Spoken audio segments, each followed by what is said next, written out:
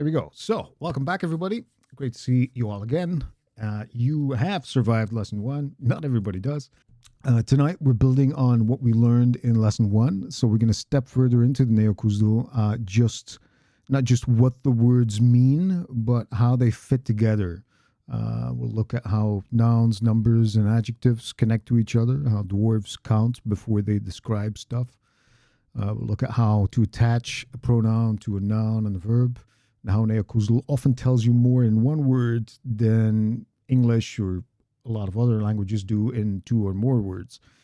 It's a pretty dense lesson, but a fun one in my opinion. By the end of the session, the aim is that you'll start to see sentences as something made of various pieces that fits, something that's crafted, if you will, like a piece of Dwarvish jewelry. One single piece, yet made from gold, silver, gems. Every little element fits perfectly into the whole. That's pretty much what we're aiming for, that you kind of see that overall vision of what the sentences are and what is. Now, one little thing I want to mention as well is if technical terms like nouns, adjectives, verbs, all of that are alien to you or you're not sure, I'm happy to explain them, right? For me, because I'm often in this linguistics, it makes sense and it's something very simple. But that does not mean that that is the case for everybody. You all have your different angles where you're coming from. So again, you will no doubt know what they are, but the little tag I attach to them might not be familiar. So just want to point that out as well. Okay, let's light the forge and begin, shall we? Nabhari kaifu nu. So kaifu, we've seen, it's touch or contact. Nabhari is, well, actually, I could ask you what Nabhari is, because it was in the flashcards of lesson one, if I'm not mistaken, in the verb forms. It was indeed. Nabhari, learning together. So kaifu nu, and the nu here is emphasized, so it's nu, which means second. So, right, okay, I want to review the exercises. The mistakes that I noticed in those were fairly common. Things were coming back, and I want to kind of look at those. These are the words that were part of the exercises. Going into these were the questions that were asked, and you were asked to translate these. So I'm going to go over them one by one. Okay, so the first one that we have here, excuse me, and by the way, the order in which you got these might have been different, because the lesson one exercises or all the exercises, the questions are often put in a random order automatically by the form itself. So just saying, if you got them in a different order, yeah, that's pretty much normal. So the first thing we have here is, excuse me, who are you? Now, most of you had that correct. A couple of you did not. The excuse me was birashagami, and I guess most of you, any line with excuse me, you had, and you had correctly. And the two choices the people picked here for this one both had birashagami, so I think the excuse me is fairly clear. So what we are stumbling on, or some of you are stumbling on, is when you use tati and when you use sati. That's pretty much the biggest stumbling block in these exercises. And to be honest, it's very, very normal. It is what I expected as well. It is what I have seen with other sessions in the past. So nothing out of the ordinary. It's not a major hurdle. If you have this challenge at present, you will get past it. It's just a question of repeating, and eventually you will see those patterns. There's a couple of kind of tips that I can give you that might make it easier for you. But eventually it's a question of just repeating and repeating, and then you'll learn it. Now in this case, the answer to this one was birashagami ku sati. Now, why is it sati? Because the form we're using here is you. So you is the male singular form. So you, as I said before, has various forms in Neo-Khuzdul. You have them for male, you have them for female, You have them for singular, plural. We've just seen two forms at this point. We've seen the singular male and we've seen the singular female. So the singular male being sati, the female being satiya. Now there's also plural form. There's even polite and impolite forms, etc., etc. We'll not go into those at present, but there's many you forms that you could use in Neo-Khuzdul. So why is it ku sati and not ku tati? Tati is used for he or it. So if the question was, excuse me, who is he, then it would have been birashagami ku tati. But it's not, the question is not who is he, the question is who are you? And then specifically, we're talking to a male. So it is sati. If we were talking to a female and we're saying who are you, then it would have been ku satya. Okay. Then the next one, I think this might have been one where everybody had it correctly. Right. So is he from Thorin's Hall? That is, or Thorin's Halls to be exact. So is he Tati? He is. Now, one thing you might wonder, in English, in question forms, we change the form of is and he. So is he becomes a question. He is not a question. Here in Neo-Khuzdul, you might say, well, both forms are going to be exactly the same. So Tati bi Torinuldum could mean, is he from Thorin's Halls? But it could also mean he is from Thorin's Halls. So how do you make that distinction? Two things. There's a slight lift, just like you could also do in English when you pronounce the question. So you could say, is he from Thorin's Halls? There's this little lift in your question. The same could be done in Neo-Khuzdul. Tati bi Torinuldum. You see, there's that little lift that indicates this is a question. Now, in written form, there's a little mark underneath the three dots. So in runic scripts, a line starts with three dots and ends with three dots. Vertical dots, not horizontal. And if you put a little line underneath, that becomes a question. So just for your information. So, is he from Thorin's Halls? Tati bi Torinuldum. Moving on to the next one. She is a happy dwarf. Tatia kust gedul. Tatia is she is. So one way of remembering when do we use the Satya or all of the S forms and Tatia, all of the T forms, is S stands for second person, you.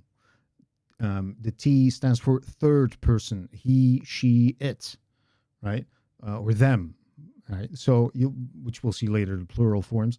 But it's one way of remembering it. If you know, second starts with S, third starts with T. So if you know that he, it, she are third person forms, and you know that you is a second person form, then S of second, Sati, Satya, the T of third, Tati, Tatia. And this way, it's a way to kind of split that up. Right. The next one, you, and then we're talking to a female, are beautiful this morning. A couple of you had that wrong. Oh, I'm going too fast there. A couple of you had that wrong, and I can see why. Now, all of you picked the correct you form. You all picked Satya, so forms with Satya. So that wasn't the issue in this case. In this case, some of you translated this as Satya bakan abnamul, and others said Satya ala bakan abnamul. Now, we need to see if we put abnamul after bakan, it would be a beautiful morning. Then we would say, you are a beautiful morning. That's what we would say. So if we say Satya bakan abnamul, we're not saying you are beautiful this morning. We're saying you are a beautiful morning, right? So the adjective, in this case, abnamu, the thing that describes your noun, which is, well, in this case, you, the subject. So you are beautiful. It needs to go after your you form, or in the case, if it were a noun, if we're saying you are a beautiful morning, if that is what we were saying, then abnamu would indeed go after bakan, then it would indeed be Satya ala bakan abnamul. But that's not the case. We're saying you are beautiful this morning, not You are a beautiful morning. Okay. Right. The next one. Frodo is a hobbit. Correct. Forodo tati malkun bir. Now, in the exercises, I asked you guys, or the options you had all included tati, sati, tatia. And some of you asked in the class of 25 chat, can't we just omit these, tati, satia forms? Well, sometimes you can. If the subject in question is separate from your verb, then you can. So in this case, if we omit tati, it's still clear what we're talking about. In comparison to, for instance, our third line, she is a happy dwarf. If we omit the form tatia, we don't know if that we're talking about she. All we're saying is there is a dwarf that is happy. Neo-Khuzdul, dwarf is happy, right? So we can't omit tatia here because that contains vital information, and the vital information being she. While forodo tati malkunbir, you can remove that tati because we are already saying who it is. We're saying it's forodo. So we know that the person in question is, in this case, male, right? We know who we're talking about, right? We don't need to specify specifically that that it is or which form it is, which verb form it is. So again, if the subject is included in your verb form, so if the subject, in this case, for instance, in the third line, she is a happy dwarf, so she is the subject, she is, that is included in this verb form, in tatia, then we cannot omit it. We have to keep it there because otherwise we're missing vital information. Now, in the line forodo is a happy, forodo tati malkun bir, we can omit it because we already have the information about the subject and it's not included in the verbal form, right?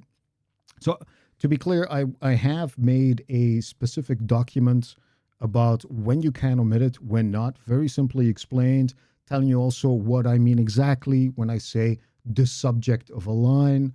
All of that is in there, trying to explain it as simple as I can.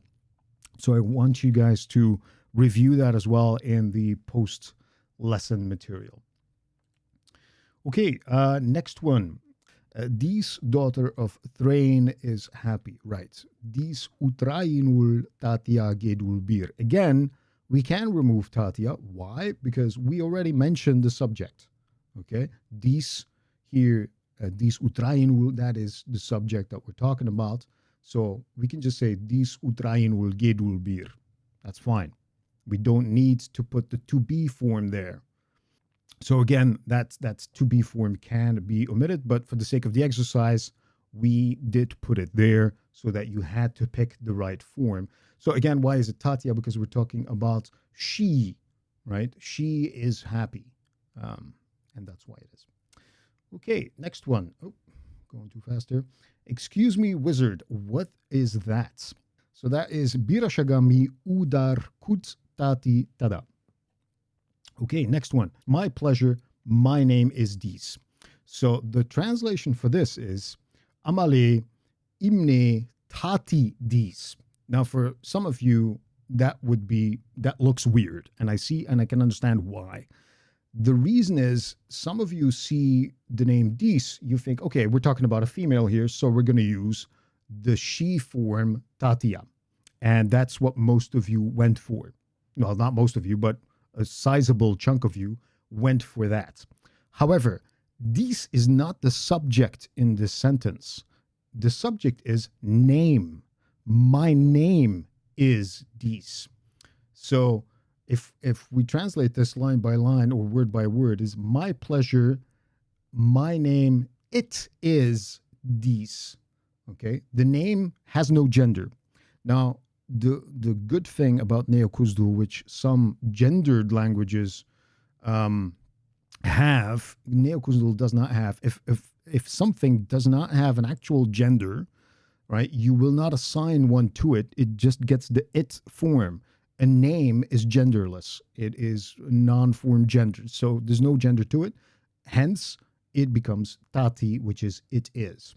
So I understand the slip up here, but you always need to ask yourself, okay, who's the subject in this line? So even if the owner of that name is female, doesn't matter. We're talking about the name, and the name has no gender. Okay, even if that name specifically is a female name, it doesn't matter. It's the same as saying as referring to something, anything really, without any gender. We will always use the tati form, the it form.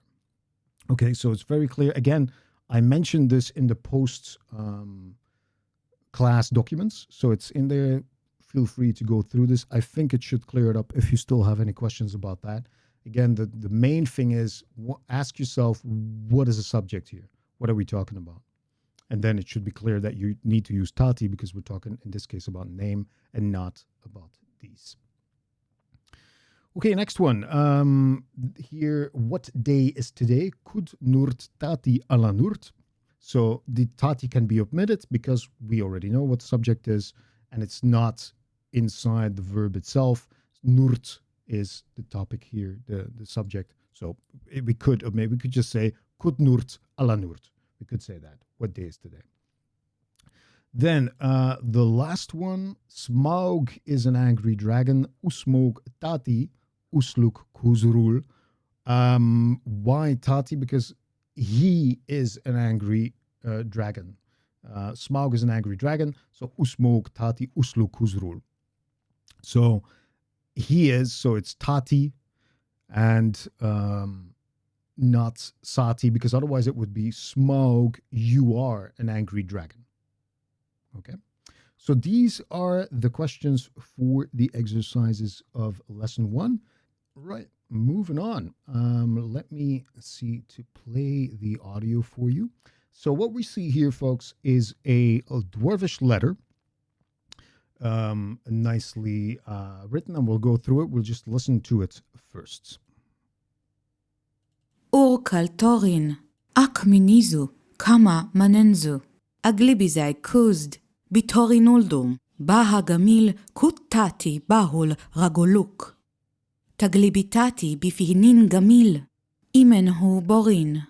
Taglibizu shamuk, nanahu tatia aris, zanatia tati abnamul rasigin, amral haga nanazu dis. Okay, so I want to listen to it again. Now, some of these words you will already have seen. Things like kutati, several elements like imun and all of that. But we're going to bring all of it together in a minute. I just want to give you the chance again to listen to it, and then we'll dissect that again. So let's just listen to it one more time. Urkal torin, ak minizu, kama manenzu, aglibizai kuzd, bitorin uldum, baha gamil kuttati bahul ragoluk. Taglibitati bifihnin gamil, imenhu borin. Taglibizu shamuk, nanahu tatia aris, zanatia tati abnamul rasigin, amral haga nanazu dis. Right, so let's have a look at what each of these lines means here. So, urkal torin. Again, we've said you could use torin, you could use utran. Just going for torin here. At the end of the letter, you see who writes it, dis. So she's talking to her brother here. So, urkal, dearest. The radicals RKL basically mean something dear. So, urkal is most dear. That's basically what it means. Most dear to you. Dearest Thorin. Now, the second line, akminizu kama manzu. So, I thank you for your letters. So, first of all, what we're seeing here, a couple of things that we need to dissect. So, let's start with akminizu. Akmini is I thank. I thank you becomes akminizu. Okay, so we're adding a pronoun to a verb. So, the verb form is I thank. Akmini. And then we're adding this zu element, which becomes I thank you. The second word, kama means for or because. And then we have manenzu. So manen is the word for letter. And here we're adding zu again. But in the first time we added zu, it was I thank you. Now we're saying your letter. So again, it is the male you form that we're adding. One as I thank you, and the other as your letter. So both of these examples, we're adding that element at the back. We're adding it at the back of the verb, akmini zu, and we're adding it at the back of our noun, in this case, letter, right? Manun, and then zu at the end. So it becomes akmini zu kama manun zu. I thank you for your letter. Let's move on to the next line. Aglibi zaekust bi torinoldum. Aglibi is a new verb that we're seeing here. The Khuzdul word for language is aglab. Aglibi is I speak or I spoke, right? Now, in this case, we're translating this line or all of these lines as a past tense. Now, the reason we're doing that is that it's pretty clear it's past tense. It's a letter. Something has happened. We're talking about this and we're setting that off. Now, in English, you have a clear present tense and a clear past tense. In Neo-Khuzdul, that's much more blurry. We'll see that later on, why that divide is the way it is, and how we can say things like, things that have happened in the past, etc. But in this case, just know, without going into too much detail at this point, just know that the verb forms that we have seen so far is what we refer to as the imperfect form, and that is not necessarily the present tense. It often is translated as such, but it's not necessarily the case. Okay? So, aglibi zai kust bi torinuldu. Aglibi, I spoke. Zai is the word with. And then a dwarf, kust. We don't say the or a. I mean, there are possibilities, but that's for later on. Simple forms, you will not, 99% of the time, you will never translate a or the. Simple as that. So, aglibi zai kust bi torinoldum, from Thorin's halls. So, I spoke, aglibi. Again, we'll see these forms in a minute. We'll go on to the next line. An old friend who is friendly and kind. Baha gamil ku tati bahul ra guluk. Now, you might remember the word for good. Does anybody remember the word for good? Galik. So if you look at the last word, it says guluk. So the word good is galik. The word kind is guluk. These are related to the same concept. Being good, being kind, even being decent, really. That also is in there. So this, or something good, something kind, something. So these GLKH radicals, words with that are related to the same concept. This is something specific of Semitic languages, that you will see a word is made of building blocks, which are your consonants. In this case, G, L, K, H. K, H being one consonant or seen as one. So variations on that, using those same building blocks, if you will mean slightly different things, but all within the same concept. So in this case, galik is good, guluk is kind. Right, let's go through the rest of it. An old friend, baha gamil. Baha is the word for friend. Now, a lot of the times, plural forms in Neo-Khuzdul have these extended vowels, these long vowels. There are words like this one that have them in both their singular and plural. So don't be deceived. Baha is the singular form for friend, right? Baha gamil means an old friend, gamil being old. Kutati, who is. Bahul. You see, friend is baha, friendly is bahul, right?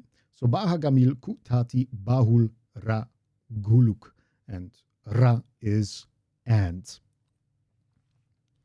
Right. Moving on to the next line. Earlier we saw that aglibi is I spoke, or I said, um, I speak, even you could translate it. But in this case, it's a letter, so we're using the past tense. So taglibi, think of ati and tati, right? Tati being he, or tatia being she. Or tati could also mean it. So we're putting a t in front of this structure, just like you would do with ati and tati. You have aglibi and taglibi. So taglibi is he said. So aglibi was I spoke, I said, right? So taglibi is he said, he spoke. So taglibi tati bi fihnin gamil.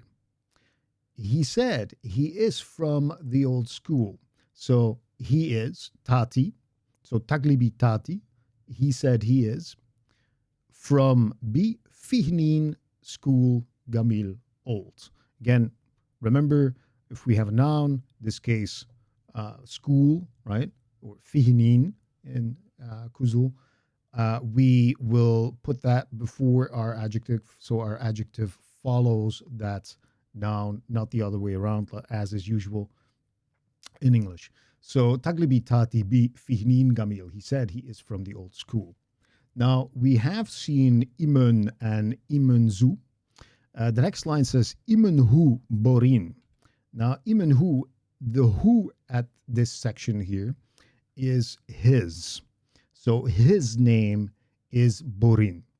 So imunhu borin. Now you noticed earlier, I thank you for the letter, or for your letter rather, the second line there. So manun zu, your letter. If it was his letter, what do you think it would be? Manunhu, exactly. So the zu element is your, right?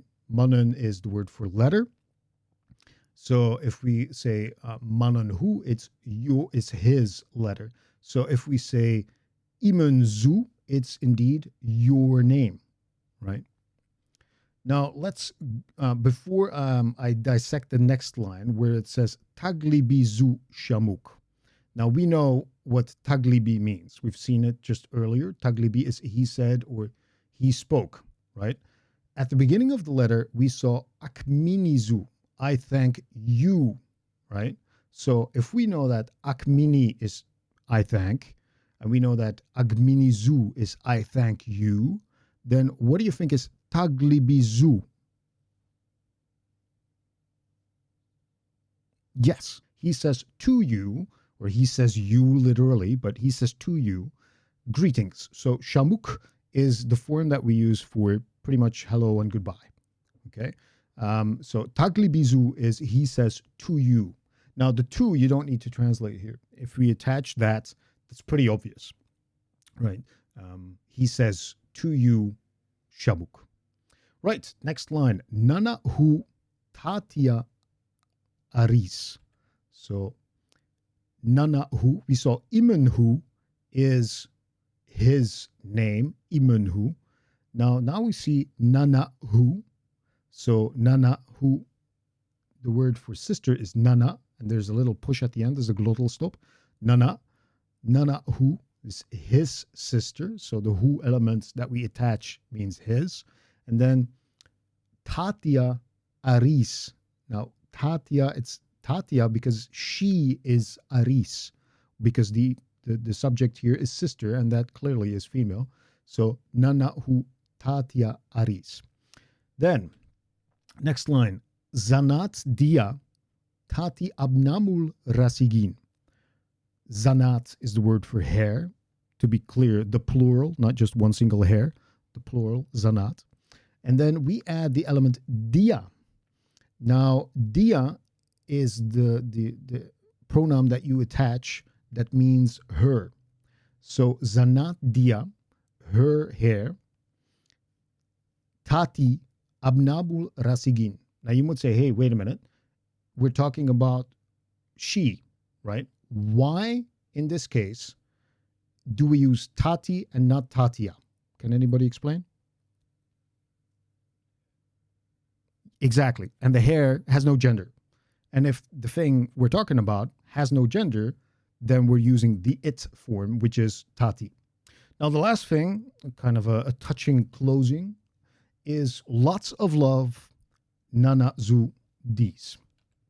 So, amral is the word for love.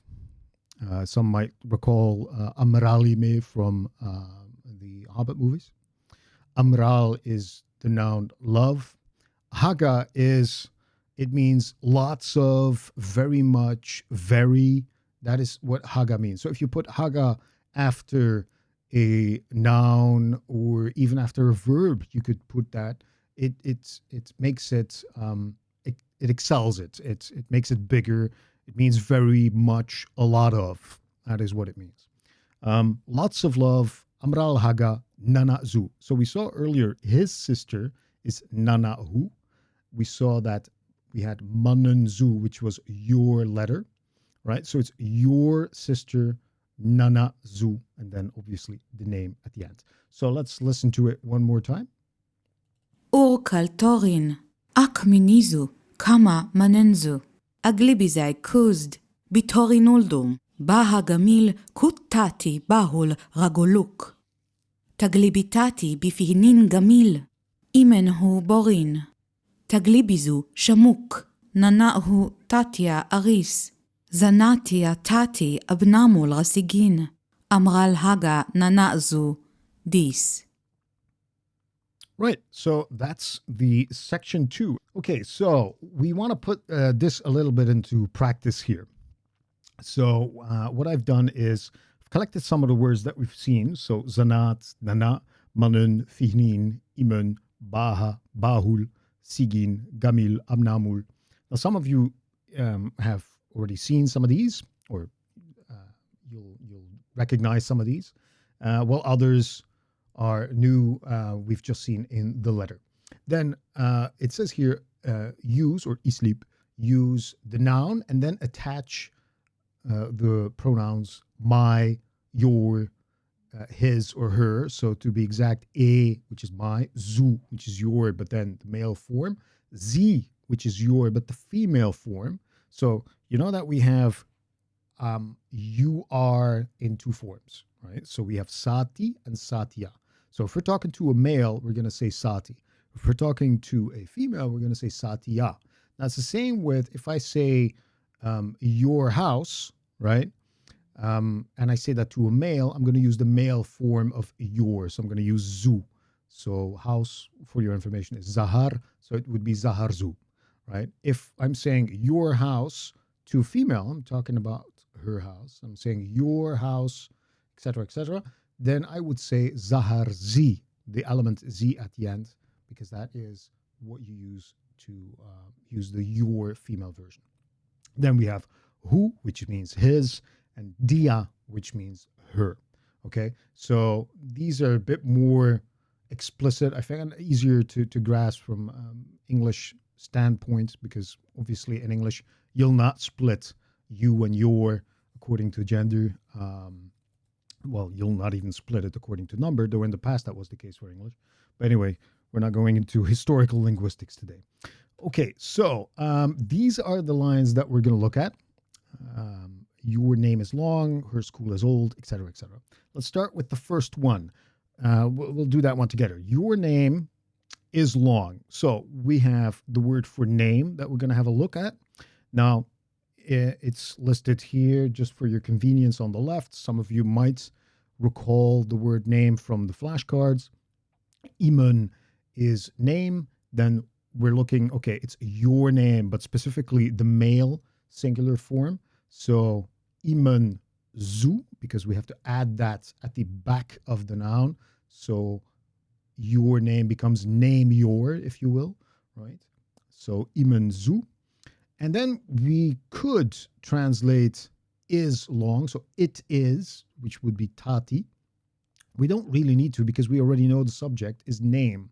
So we could just say imenzu sigin. Long is sigin. So we could say imenzu sigin, or we could say imenzu tati sigin. your name. It is long. So that is what we're seeing here. Imenzu dati sigin. So the next one here is her school is old. Anyone want to give this one a go?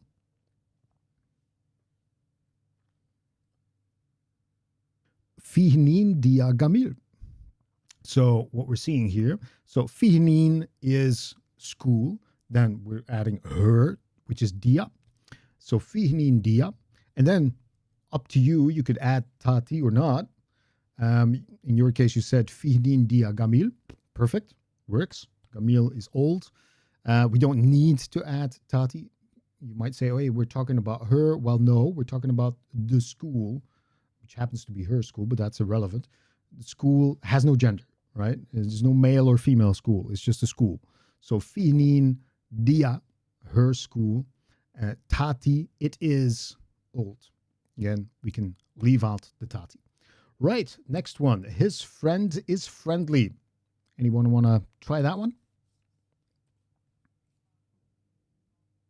So baha hu. So baha is friends. So baha hu, his friends. And then we could indeed add tati. We don't need to. And then friendly bahul. Now, bahahu bahul, that sounds, a bit weird, maybe. There's a lot of B's and H's and L's in there. But yeah, that's, in English, you're kind of saying the same thing as well. Friend, friendly. There's not much difference between baha and bahul. So spot on, nicely done. So his friend is friendly, bahahu. So that's why I've put two options here, because friend, baha, right, doesn't really specify if it's male or female, right? So bahahu tati bahul or tatia. So if you know the friend in question is indeed female, then it would be tatia. Next one, your, and we're talking about a female, letter is long. Anybody want to try that one? Mannen Sie sigin. So what we have here is mannen Sie sigin. Perfect, nicely done. So mannen is letter.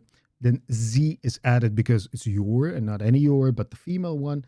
And then sigin. Now, out of simplicity and, the easiest way to go, you can just simply omit tati as you've done. Now, if you want to emphasize it, you would indeed write tati. To be clear, in the post-class notes, I have written a couple of examples of why you would keep it in and why you would omit it. In short, it has to do with casual talk, which means that you would omit it. Something more formal, which means that you would not omit it.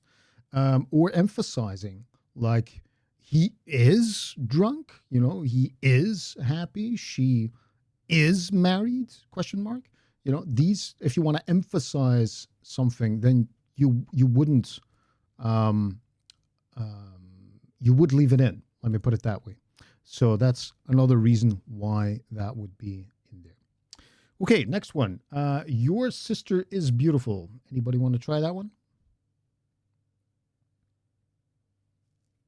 Nana azu. And this is a difficult one. I'm not going to torture you because the glottal stop challenge. Nana zu abnamul. So your, and we're talking about male, your, and then specifically addressing a male. Your sister is beautiful. Now, in this case, we're using the male zu because we're talking to a male, your, but the subject is sister, so that's clearly female. Hence, if you want to write out tatia, it will be tatia and not tati. So nana zu tatia abnamul. Right, next one. My letter is old. Any takers? Manane. Now, first thing, is it manane? Yes, because in this case, it's manun, and then you add a. Okay, manane. You could say man ne, but in this case, it's manane. Okay, we'll see later on why sometimes you need to put a pause in between twinned letters, as they are called, and why you sometimes use a schwa, in this case, schwa. Manene, and then gamil. So exactly spot on. We could use tati as well here. So all of these forms, you could just omit it. All right, that's what we've seen so far. Next one. Your hair is long. Any takers? Zanatzi, sigin. Yep. So zanatzi, tati, in this case, sigin. Now the last one, my sister is friendly. Now, this is a bit of a, well, in my opinion, perhaps there's a little tricky thing about this. Any adventurers trying or eager to try this one? Normally, as you've said, it would be Nana e Tatya Bahul, right? So my sister is friendly. However, we run into a little problem, which is in Neo-Khuzdul, if you have a glottal stop, it cannot be surrounded by two vowels. So Nana and then e, that's a problem. So it automatically becomes, it undergoes what is known as krasis, which means it is put in a pressure cooker, and what is left over is this. So nana e undergoes krasis and becomes nane, right? So just remember that you can never have a glottal stop that is surrounded by two vowels. So there are other forms of krasis. In most cases, you'll use the last letter, which is the survivor of this linguistic pressure cooker, nane, but it's not always the case. But in this case, if you have an A glottal stop and long E, you end up with the long E. So nane, it would be Tatya Bahu. So that's why I said there's a little tricky thing in there. We might see it every now and then.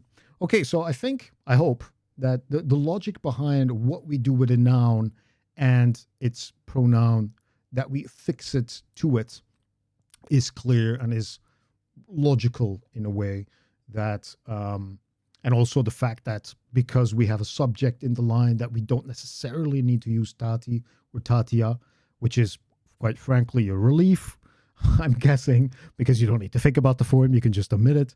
It's the to be form, to be clear. With other forms, you're not as lucky, but oh well, we can't win them all.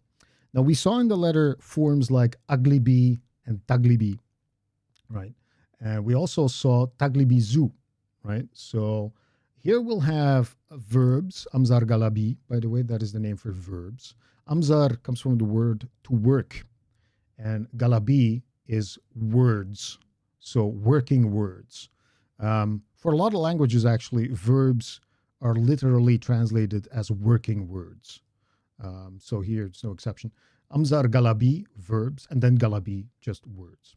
So the amzar galabi, singular, that we're going to talk about here is to speak or to say, right? So if I say or I speak, it will be aglibi. Now I'm saying I speak to it, so it could be I speak, I say, I speak to, I say to. That's the forms it could take, right? So aglibi, then the male form, you speak, or you speak to, or you say to, saglibi. Then we have the female version of that, saglibiya. Then we have taglibi, it or he speaks or says. Taglibiya, she speaks. And then a couple of adverbs that I've added, which give you a bit more information of how we are doing the speaking, which is quickly, slowly, softly, loudly, which is milmal, sipkal, bilmal, zimral. No doubt you will have noticed that there is a specific form used for these adverbs. So it's consonants, I, consonant, A, and then another consonant. So there is a specific form used for the vast majority of adverbs, but not all of them, to be clear. But focusing on the simple things first, let's start with the adverbs milmal, which is quickly, sipkal, which is slowly, bilmal, which is softly, zimral, which is loudly. By the way, if you're watching the Hobbit movies, and at certain points they're in front of the Lonely Mountain. There is a moment where you can hear Thorin say, Bilbal, quickly, while I think they're trying to grab the key or something. This is said. It's really hidden in there, but just as a little for your info, next time you watch it, Bilbal is mentioned there. Right. So what we're going to try to do here is we're now going to attach these forms to the verbs. So we have e, zu, zi, hu, dia. So I speak loudly to you. I speak would be aglibi, and then to you, the male form aglibi zu, and then loudly, if we look at the list here, is zimral. So we end up with aglibizu zimral. So aglibizu zimral, I speak loudly to you. She speaks softly to you. So she speaks, okay, looking in our list here, like it would be she is would be tatia. So she speaks would be taglibiya. So you see the same structure happening. It starts with a T, because third person form she, and then ends with a ya, because that indicates a female form, like saglibia indicates a female form, right? So she speaks taglibia to you, and in this case, the female form, so z is added. And then how does she speak? Well, she speaks softly, bilmal, which ends up with taglibia z bilmal. It speaks loudly to him. Anybody want to try this one? It speaks loudly to him. Taglibihu zimral, right? Taglibi, he or it speaks. Then taglibihu, we're speaking to him, right? And zimral is loudly. Taglibihu zimral. Next one, saglibidia milmal. You speak quickly to her. So you, the male form is saglibi, but then we have to add dia because we're talking to her, or you are talking to her. Saglibidia. Saglibidia, which is you speak to her, and then quickly, milmal. Now, you'll notice that in English, by the way, the adverb does not necessarily come after your verb, right? Here, that is almost always the case. You have a verb form, and then we're going to add that adverb, in this case, milmal, sipkal, bilmal, zimral, etc., after that verb. So that's a pretty rigid structure, a lot more than you would have in English. The next one, saglibiyahu. So saglibiyahu is you, but then the female is saglibiya. But then we have to add to him. So you speak loudly to him. So saglibiyahu zimral, loudly. Saglibiyahu zimral. I speak softly to you. So I speak is aglibi. We're forgetting the softly for a moment. And then we look at to whom it is that we are saying this. To you, the female form. So aglibi zi, because that's the female form. And then softly bilmal. So that becomes aglibi zi bilmal. I speak softly to you. Aglibi zi bilmal. Then he speaks slowly to her. He speaks taglibi. To her dia. Taglibi dia. And then how? Slowly. Sipkal. So it becomes taglibi dia sipkal. Now, some of these verb forms, they look pretty extensive. They look pretty long, right? Taglibidia. To be honest, it can be a lot longer, but we're not there yet, fortunately. But once you see the pieces of it, it falls into place. Taglibi, that's the verb section. Dia, that's what we attach to it to tell you who we are doing the action to or with. So taglibidia. It looks like a very long thing, but in fact, it's two different things. In English, you would use 4 words for that. He speaks to her. In this case, taglibidia, 1 word. So we're saying a lot more information basically in 1 word than we would in 4 in English. And then the last one, if anybody wants to try that one still, you speak loudly to me. Anybody want to give that one a go? Right, that's a tricky one again. Why? Because, first of all, you're correct. Saglibi A would be the logic, right? Because it's saglibi, you speak in the male form. And then we add A because it's to me. And then zimral is indeed loudly. But there's a bit of an issue there because we have two vowels that are colliding. Now, what we saw earlier was a glottal stop being surrounded by two vowels, and that was an issue. And we said when that happens, if there's a glottal stop in the middle, the krasis happens, the pressure cooker of the vowels happens, and only one remains, right? With this, there's no glottal stop here, so there's another solution. And the other solution is that we add a Y. So saglibiye zimral. Now, sometimes you will add a Y and sometimes you will add a W, and this is to do with the vowels that precede it. So if the vowel is A, I, or E, you'll add a Y. And if the vowel is O or U, you will add a W. So for instance, kurdu is the name for heart, is the word for heart, kurdu, that ends with a U. If I say my heart, I cannot say kurdu e. I can't say that because there's two vowels clashing, right? So it would be kurdu we because there it ends with a W. Now again, don't worry about that. It's in the notes. I have a little document about that explains when you add a W, when you will add a Y in between these. But fairly simply put, if you have two vowels clashing, there's no glottal stop in between them, you will add something in there, either a Y or a W, depending on the vowel that the first vowel that you see. Now, if there's a glottal stop in the middle, different story. Some of these vowels are going to get eaten and one is going to be left. Like what we saw was nana e becomes nane. Right. And let me load the audio for this one. Here you go. Shamuk borin. Oitar ktir torin, nurt galik, aglibizai nanazu dis. Saglibizai dis? Kun aglibidia. Saglibi udu ufihnin gamil. Kun aglibi uduhu. Galik haga. Okay, we're going to listen to it one more time. To be honest, a lot of the words that you're seeing here have already been covered. Not all of them, but quite a decent section of these are already seen, or to a certain extent at least. So let's listen to it again, and then we go for the translation of these. Shamuk borin.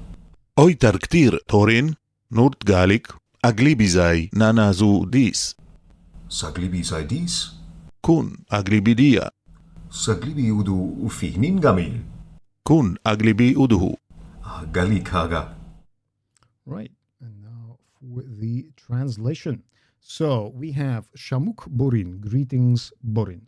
Oitar ktir. So in the previous slides, in the previous lesson rather, we had Oitar ktir. Can anybody remember the shortened form, the more informal form of that? Yep, Oita. So Oitar ktir, and can anybody remember what it means literally? Yeah, it literally means, hey, you beard over there. Hey, beard, you there. That's literally what it means. So oitar ktir, hey, you beard. That's what it means. Bit weird. But anyway, oitar ktir torin. It's not a formal hello, because then you'd go with what the first person used there, Shamuk, what Thorin used. It's a bit more formal. And he says, hey, Thorin, and then good day, Nurt Galik. And then Aglibi Zai Nanazudis, I spoke with. Now, if we would say I spoke to her, if we say Aglibi, and then what would we add? If I want to say I spoke to her,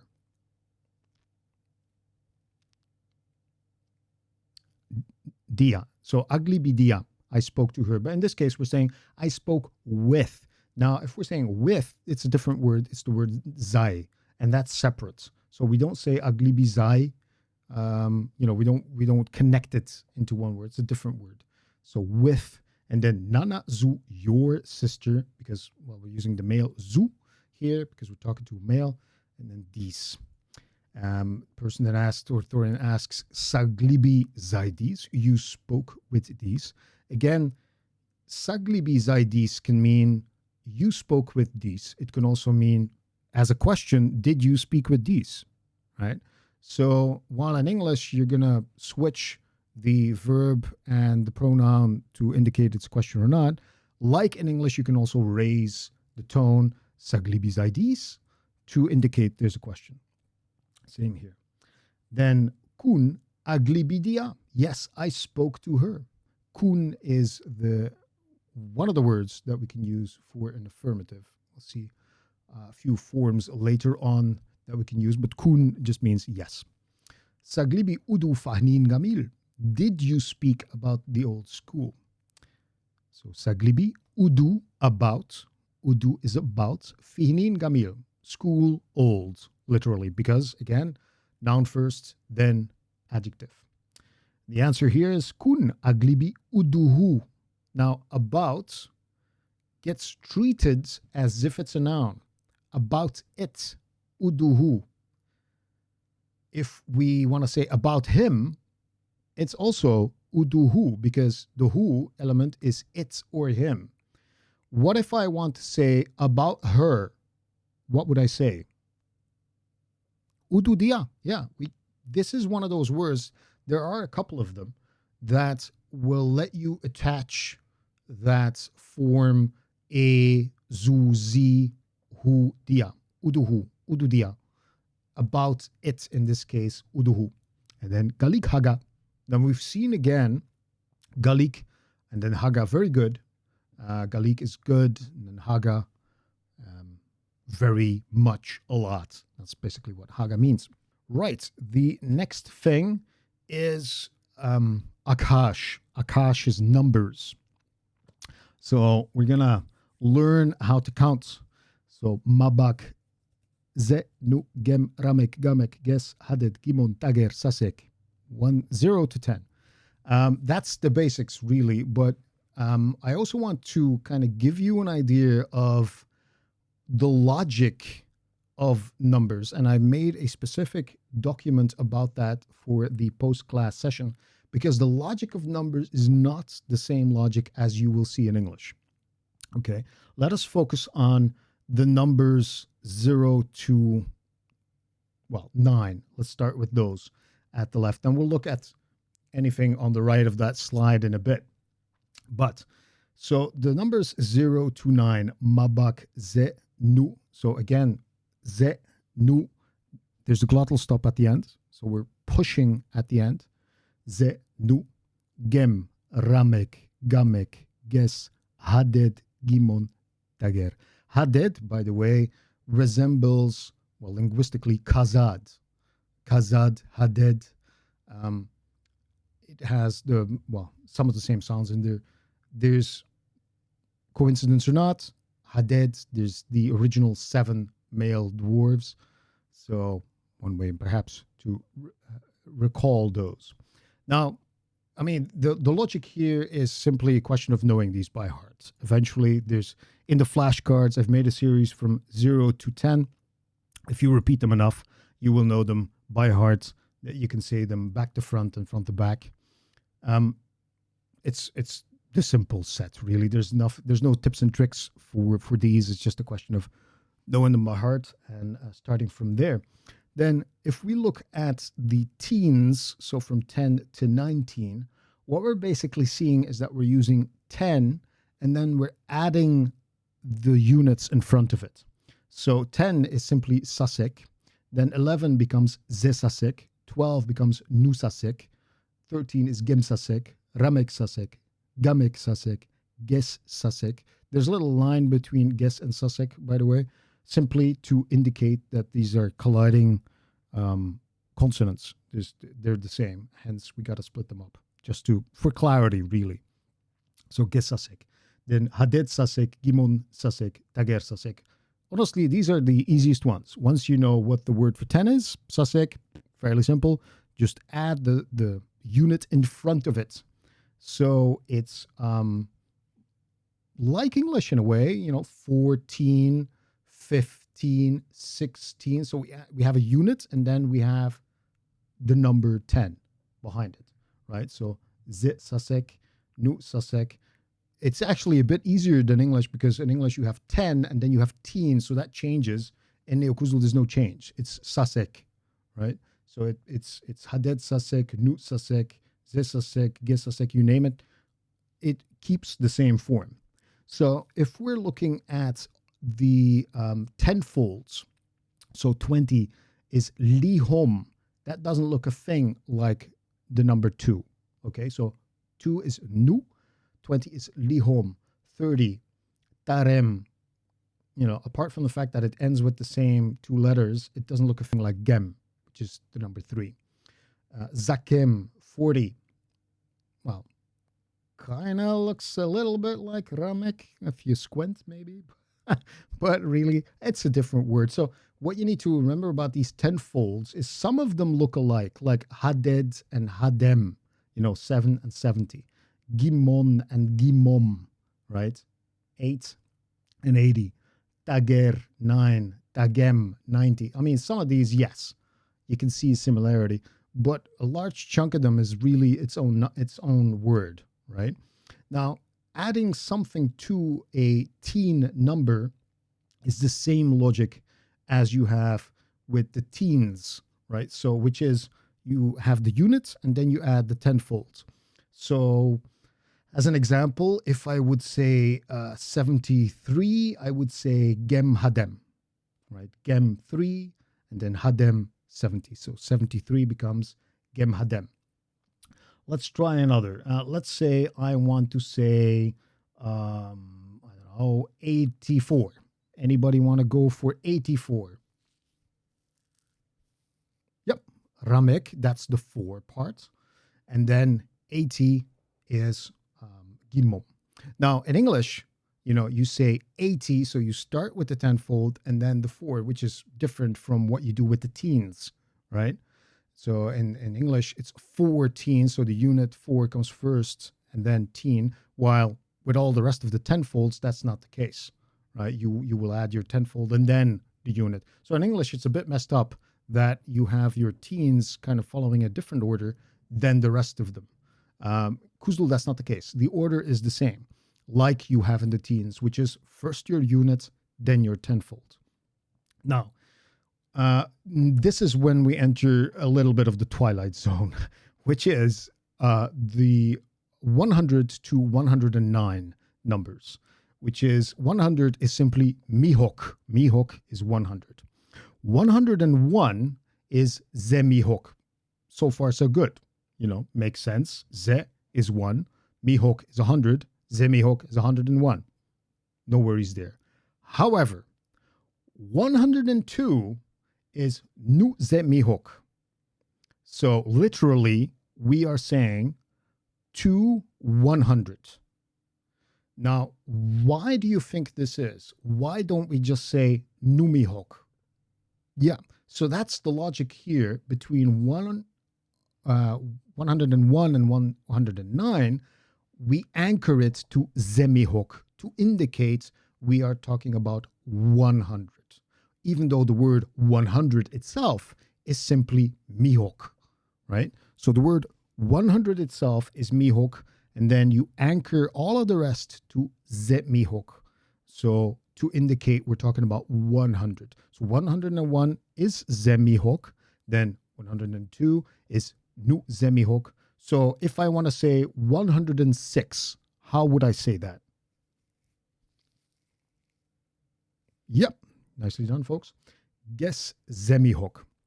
So we add that first part, but we keep that anchor, that 100, that 100 literally anchor. We keep that there. Now for the rest, 200 becomes numihok. 300 becomes gemmihok. Notice that we're adding a little dash there just for clarity that, there's gem, the first part. 303 would become gemmihok, and so forth. Now, the right side of this screen shows us what is an akash, and an akash is an abacus, akash Khuzdul Dwarvish abacus. And here we see the logic of what we have in our words, if you will, where units are on the left, tenfolds are in the middle, and the hundreds are on the right. So by adding a couple of stones there, we can simply go through, like another abacus would, but we're just adding little pebbles there. Now, in the first example, before we translate it to Dwarvish, let's just define what number we're talking about. So where it says ala akash Khuzdul, this is a Dwarvish abacus. Underneath, what number are we seeing here? Just underneath that. Yep, so 143. So it's first the units, then the tenfold, creating your number if you speak it. The units first, tenfold second, then the hundreds. Then if we go on to thousands and whatever, the same logic applies. You go from small to large. So 143, anybody want to give that one a go? Well, the thing is, the semi-hook anchor is only used between the 101 and 109. The reason for that is, so if you say gem zakem, so 43, and then mihok, you can't really confuse it with anything else. You don't need to add that ze. You see what I mean? So gem zakem mihok is 143. That zemihok anchor that we use is used for the numbers 101 to 109. Those are the exception because these could be confused with words like 200, 300, 400, 500 if we don't anchor it. While 143, gem, zakem, mihok, there's no way to confuse it. There's... Right, let's try the next one here. So in A, we can see 7 in the left box and 2 in the tenfolds. Anybody want to give it a go? Yeah, so we need to be clear that on the left is the units. In the middle is the tenfolds, and on the right is your hundreds. So in this case, it would indeed be haded lihom. So 7 are in the units, and then 2 are in the tenfolds. So we're talking about 27 here. So lihom is 20, haded 7. So haded lihom. We're reading this abacus, if you will, from left to right, right? Like you would letter, like you would anything in our Western script, in Latin script, you read it from left to right. The same with this abacus, if you will. Your units, your tenfolds, your hundreds, in that order. Anybody want to try the B?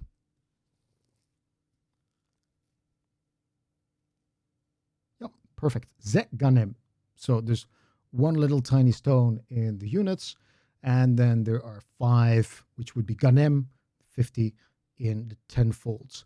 Now, I'm going to let you guys go through these specifically. I just want to go with one more, which is the G1, where we see 3 in the units and 1 in the hundreds. Anybody want to give this one a go? The G.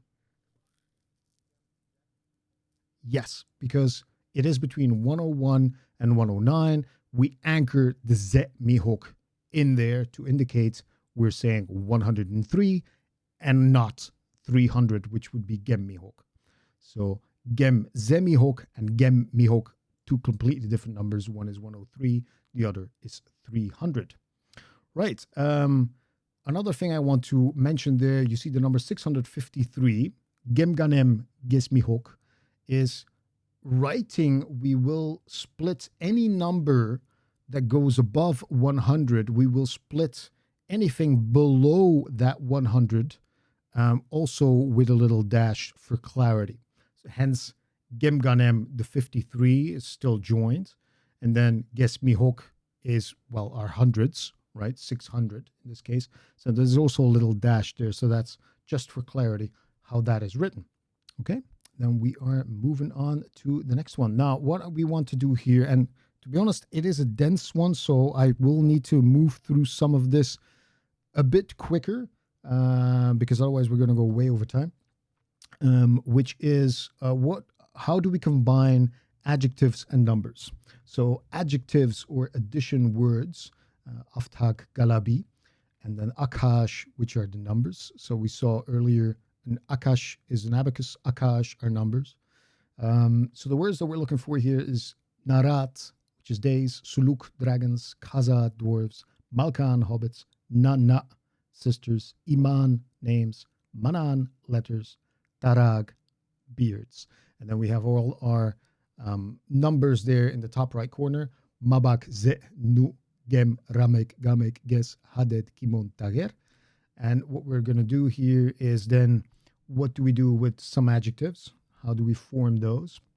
And this is the structure used. In English, you have number, adjective, noun. In Dwarvish, you have noun, number, adjective. So it is fairly different. So in English, we would have 4 friendly hobbits. So in English, we first tell you how many of something there is, what they're like, what type, what kind, and then actually at the very end, what it actually is that we're talking about. In Dwarvish, we do it differently. We're going to talk about what it is we want to say. So in this case, we're going to put the subject, hobbits, what we're talking about here is hobbits, at the front. Then we're going to say how many of them. And then at the very end, what kinds, right? So 4 friendly hobbits becomes Malkan, Ramek, Bahul. I'll give you another example. 3 loud dragons. Now, by the way, you'll see Zimral was loudly. Loud is Zamr. So you see the same patterns. The ZMR radicals return loudly. Zimral, Zamr, loud. So 3 loud dragons would become Suluk. So we saw Usluk is dragon. Suluk is dragons. Gem, Zamr. So first of all, what are we talking about? How many are they? What kind? So unlike English, so first what, then how many, then what kind. Right, the next one, 6 long letters. Anybody want to give that one a go? So 1 letter is manun, letters is manan. So manan and then the number, guess, and then sigin. So spot on there. Manan, guess, sigin. 6 long letters. We'll do the next one together again. So 7 beautiful sisters. So first of all, what are we talking about? Sisters. So sisters is nanna. Then how many? 7. Haded, beautiful. Abnamul, which becomes nanna, haded, abnamul. Nanna, haded, abnamul. The next one, 9 quick days. Again, what are we talking about here? Days. What's the topic? The subject we're talking about is days. So days. 1 day was a nurt. 2 days, narat. So days, narat. How many? 9. Tager. What kinds? Quick. Right? Mulum. So which gives us narat, tager, mulum. All right, let's try the next one together again. Or one of you can try it if you want. 2 slow dwarves. Any takers? Exactly. Khazad. So what are we talking about? Dwarves. Then how many? Nu. And nice pressure there on the glottal stop. And subuk. They're slow, right? So that's what kind is the last thing that we're talking about. So Khazad, Nu, subuk. 2 slow dwarves. It's a bit of a, once you get your head around what order are we talking about, the dwarves want to mention, first of all, what it is we're talking about, then with how many they are, and then eventually what kind, which is the further detail, instead of starting with the tiny details and then eventually telling you what it is, which is the English way. So next one, 8 soft beards. So we're looking at what is it that we're talking about? Beards, tarak. Then how many are they? 8 gimon. Then what kind? They are soft, bulum. So tarak, gimon, bulum. 8 soft beards. Next one, 5 old names. Again, what we're talking about is names, iman. So if 1 name was imun, 2 names iman. So iman, then how many? 5. Gamik. And then what kind? Old gamil, which gives us iman, gamik, gamil. Right. And this, I think, is one of the, funner things. Funner? Is that a word? More fun? Of this lesson, which is kut ashkat. Ashkat is relations, family relations. This is a family we'll see frequently in our lessons. All right. A nice little dwarvish family, if you will.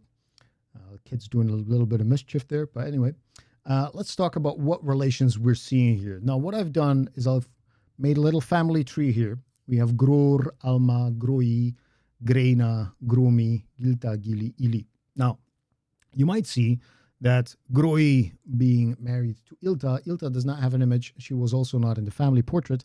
That is because the rune that you see, though not a Khuzdul rune, it's the Eoch rune, which is Germanic, by the way. It's not Dwarvish. It just means deceased. That's what it means. So sadly, Groi's wife is no longer with us, but he has 3 lovely children.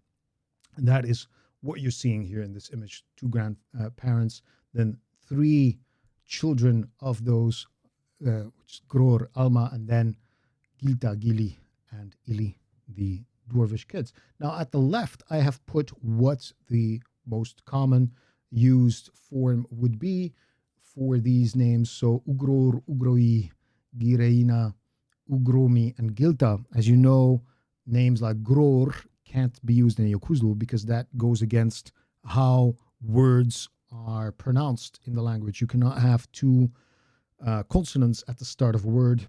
Same goes for names. So we need to adapt those names a little bit.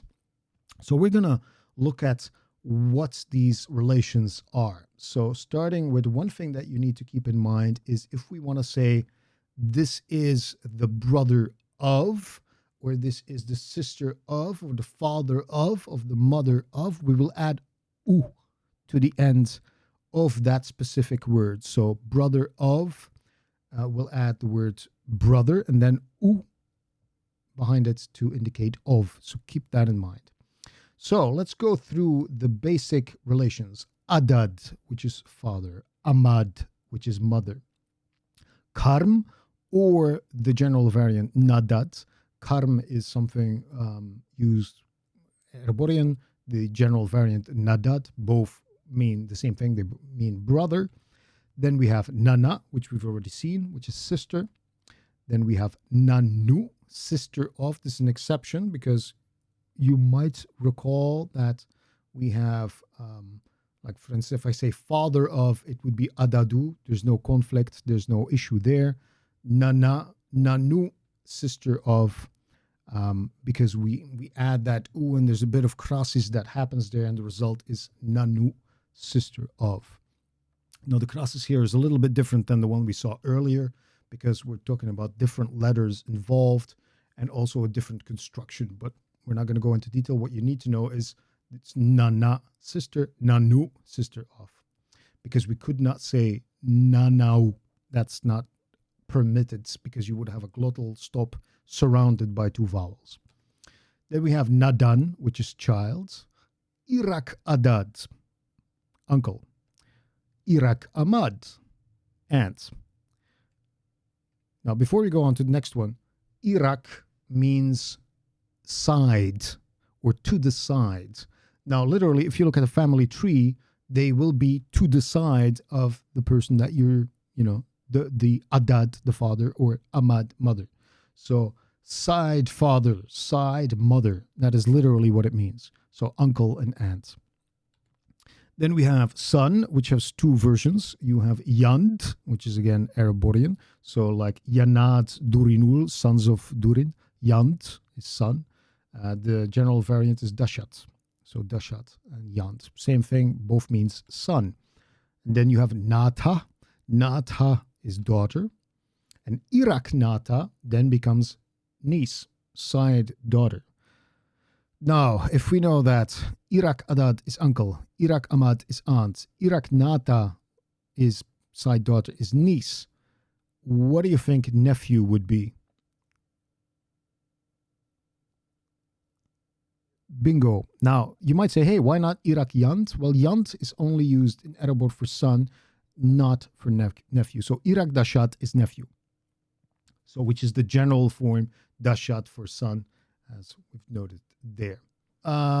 First of all, we're going to try a few things, and these are also going to be any exercises, but I want to let you try a couple of things. What can you say about the relation between groi and gromi? So groi, ugroi, to be exact, and gromi, ugromi. So these two, what relation are they of each other? Karmu, exactly. So karm is brother, karmu, brother of. So if we say Alma is the mother of Gireina, so Grena, Gireina. So Alma Tatia, she is Alma Tatia Amadu Gireina. Alma is Tatia, because we're talking about a lady, Tatia Amadu, mother of Gireina, right? Do we need to specifically say Tatia? No.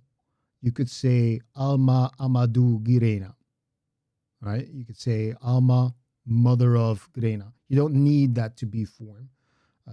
Again, because we've specified, we have enough information. The subject is already clear. We don't need to add that, but you could. So if we say Gror, the head of the family here, Ugror, is the father of Gireina. How would we say that? Ugror is the father of Gireina. Yep. We could also say Ugror tati adadu Gireina. We don't have to because it's already clear, right? We already indicated the subject. Okay, if we want to emphasize that he is the father, somebody says, no, he's not our father, he is the father. You want to emphasize is, then you would use tati. That's one example why you would use it. Right. Let's see the relation between Gili, one of the three children, Gili, and Ugroi. So Groi, Ugroi. Gili and Groi. What could we say about these two? There's a couple of things you could say. What do you think? Yep. So Gili, Yandu, son of Yandu, Ugroi, right? Or Gili, Tati, Yandu, Ugroi. Now, you could also say, hey, couldn't we just say Gili, Ugroiul, right? You might recall the ul affix that we have that we add to indicate son of. Yeah, you could, but in this case we're talking about relations and we want to use these words specifically. So adding ul just means Gili ugroinul would indicate this relation as well, but we want to use these words here to indicate that. So yand or nadad or dashat rather as son. Okay, there will be exercises on these as well, folks, just to try that a little bit. Some of the relations I haven't mentioned yet we might see those in later exercises, like words like husband, wife, and all that. That's not in here. We're baby steps at this time. Not want to overload you with too much. We've already packed a lot in this lesson as it is. Well, that brings us to our end of lesson 2. We went a little bit over our scheduled time, but it's important that we did. We went through a lot of material here. We've seen how dwarves build their sentences, but it's not by chance, but with the same stubborn precision they build everything else, I would say. You've learned today that it's not only about vocabulary, it's crafting and joining words with links in a chain, if you will, like putting gems into metal. You get precise and balanced results. That's honestly the spirit of this language. It's compact, it's deliberate, and it's richer often than it appears. You get a lot more information in compactor elements often. Now, a quick word about the exercises for this week. They go up a little bit because you'll be writing your answers this time instead of just picking from multiple choice options. It's a small step up, but one that I think really is important because it allows you to really think a bit more in the language instead of just opting for option A or B. It gives you a bit of a firmer grasp of it, in my opinion. I'll catch you all next week. And until then, keep practicing. Keep using those flashcards as well. Keep your sati and tatis straight. And make your words be true as mithril, my friends. Have a good one, everybody. Shamuk.